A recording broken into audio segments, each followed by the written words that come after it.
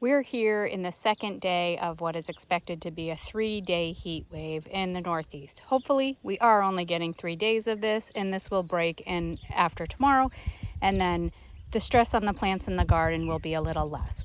But this is a good time to talk about things that you can do to reduce the stress on your plants and help get your garden through a heat wave of 3 days or even more.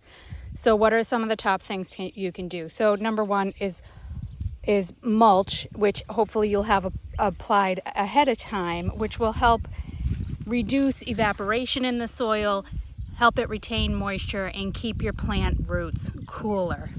The other thing that is just as important, if not more important than mulching, is watering. But the key is to do it right. Water your plants the night before or early in the morning of the first day of the heat wave. This will give your plants time to soak up that water so that they're not already starting wilted and at a deficit. You want them to come into the heat wave strong, and then you can maintain the water and keep up with it as you need to in response to the condition of the plants. So, get them going, get them strong, have them going well before you even get to the heat, and that will be a lot better for them. When you do apply the water, it's best to do it at the surface level.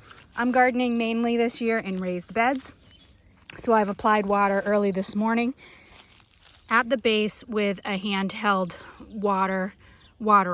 Other good options that I've used in the past are soaker hoses. An even better option would be drip irrigation, because that's going to target your water only to your plants. The idea with drip irrigation is that you have a hose, and where your plants are, there'll be a little spigot that drips the water to the plant.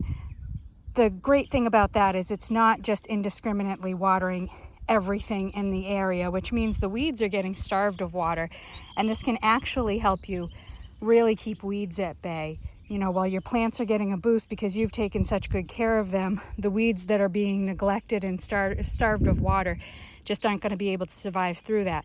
So there you go, that's a win-win.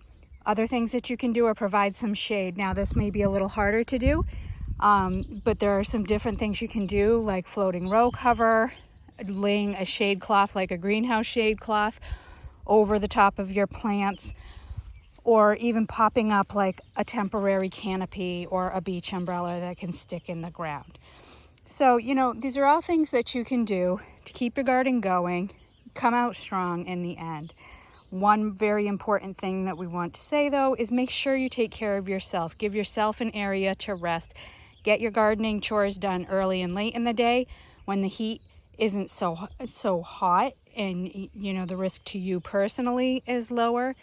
But also be prepared to take breaks, stay hydrated, take lots of water out there with you. And if you're just feeling it like your life is not worth the garden can be replaced. You can't. So take good care of yourself, take good care of your garden, and have a happy summer.